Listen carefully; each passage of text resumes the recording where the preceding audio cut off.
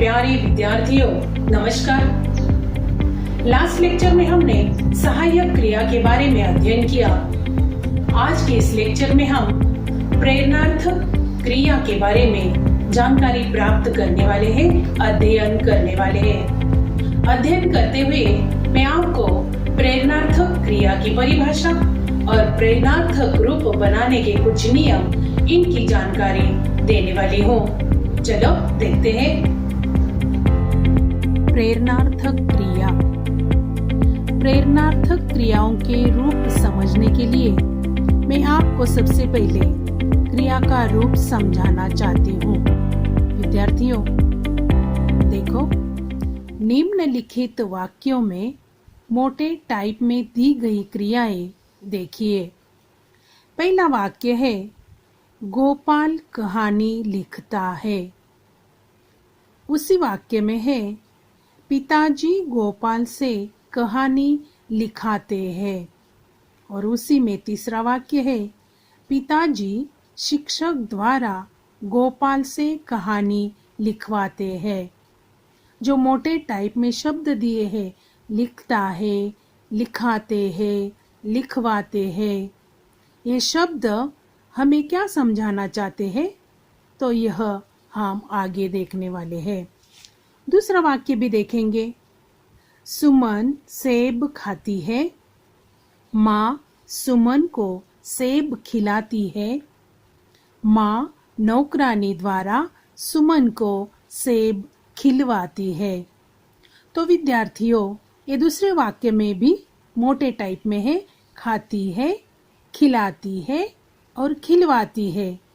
ये दोनों वाक्यों में क्या समझा जाता है, तो इन वाक्यों में लिखना और खाना क्रियाओं के दो दो रूप है। यानी दो दो रूप यहाँ नजर आते हैं। जो पहली क्रिया है लिखना और खाना, ये दोनों के दो दो रूप नजर आते हैं। मूल क्रियाएं लिखना और खाना है। उन्हीं से दूसरे रूप लिखना तथा लिखवाना और खिलाना तथा खिलवाना बने हैं। विद्यार्थियों, यहाँ लिखाना तथा खिलाना प्रथम प्रेरणार्थक रूप है और लिखवाना तथा खिलवाना द्वितीय प्रेरणार्थक रूप है। प्रथम प्रेरणार्थक में कर्ता क्रिया करने में भागीदार होता है। कर्ता यानी कार्य करने वाला, यह उसमें पार्ट लेता है, यानी भागीदार रहता है, समाविष्ट रहता है। द्वितीय प्रेरणार्थक में यह भागीदारी केवल प्रेरणा देने के लिए रहती है, यानी प्रेरणा रूप में होती है। तो इससे क्या समझा जाता है? देखो, प्रेरणार्थक क्रिया किसे कहा गया है? जिस क्रिया से यह मालूम हो कि कर्ता दूसरे के लिए काम कर रहा है, उसे प्रेरणार्थक क्रिया कहते हैं। यानी स्पष्टता से यहाँ दिया गया है कि कर्ता जो है दूसरों के लिए कार्य करता है, यानी कार्य करने वाला यह दूसरों के लिए कार्य करता है, उसे प्रेरणार्थक क्रिया कहा गया है। विद्यार्थियों, प्रेरणार्थक क्रियाओं के कुछ नियम भी है। तो देखो, प्रेरणार्थक क्रियाएं बनाने के नियम नीचे दिए गए हैं। पहला नियम हम देखेंगे। मूल धातु के अंत में आ जोड़ने से प्रथम प्रेरणार्थक और वा जोड़ने से द्वितीय प्रेरणार्थक रूप बनता है। वह किस प्रकार बनता है, यह स्पष्टता से हम देख सकते हैं। 3 कॉलम बनाए गए हैं। मूल धातु, प्रथम प्रेरणार्थक, द्वितीय प्रेरणार्थक।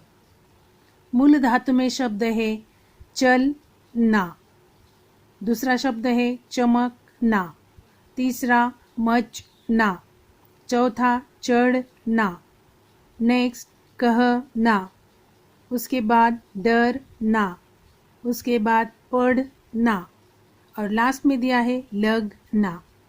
तो ये मूल धातुओं के प्रथम प्रेरणार्थक और द्वितीय प्रेरणार्थक रूप भी हम देखेंगे। पहला मैं बताती हूँ, चलना, चलाना, चलवाना।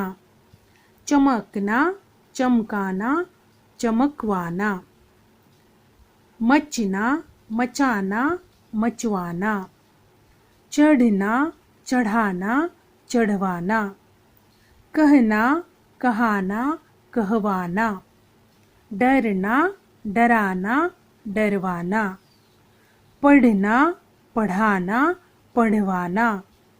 लगना, लगाना, लगवाना। उसके बाद दूसरा भी चार्ट मैं पढ़कर सुनाती हूँ। उठना, उठाना, उठवाना। गिरना, गिराना, गिरवाना।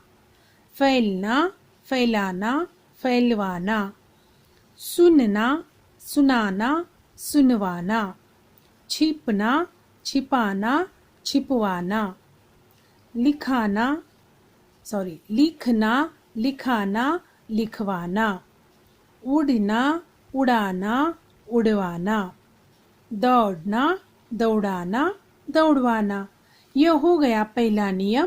पहला नियम है मूल धातु के अंत में आ जोड़ने से प्रथम प्रेरणार्थक और वा जोड़ने से द्वितीय प्रेरणार्थक रूप बनता है। यह चार्ट हम देख सकते हैं। दूसरा नियम है दो अक्षरों की धातु में ए अथवा ओ को छोड़कर आदि का अन्य दीर्घ स्वर ह्रस्व हो जाता है।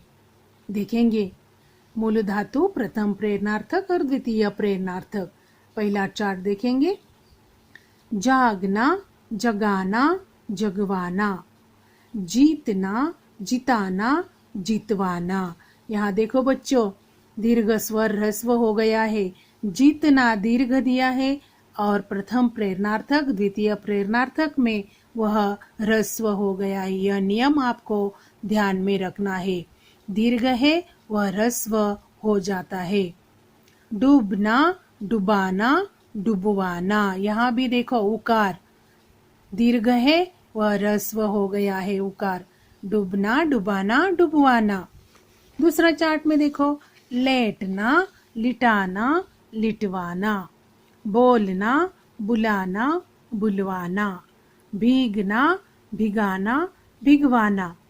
तो यह नियम हमें ध्यान में रखना होगा कि दो अक्षरों की धातु में ए अथवा ओ को छोड़कर आदि का अन्य दीर्घ स्वर ह्रस्व हो जाता है। और ये उदाहरण स्पष्टता से यह दिखाई देते हैं। वेलांटी है, उकार है, तो यह नियम हमें ध्यान में अवश्य रखना पड़ेगा। विद्यार्थियों, जो परिभाषा मैंने आपको दी उसे ध्यान से पढ़ो और लिखो।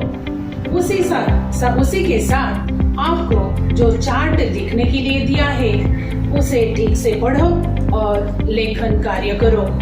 लिखते समय क्रिया किस प्रकार रूप बदलती है वह भी, यानी प्रथम प्रेरणार्थक रूप और द्वितीय प्रेरणार्थक रूप ध्यान में ले लो।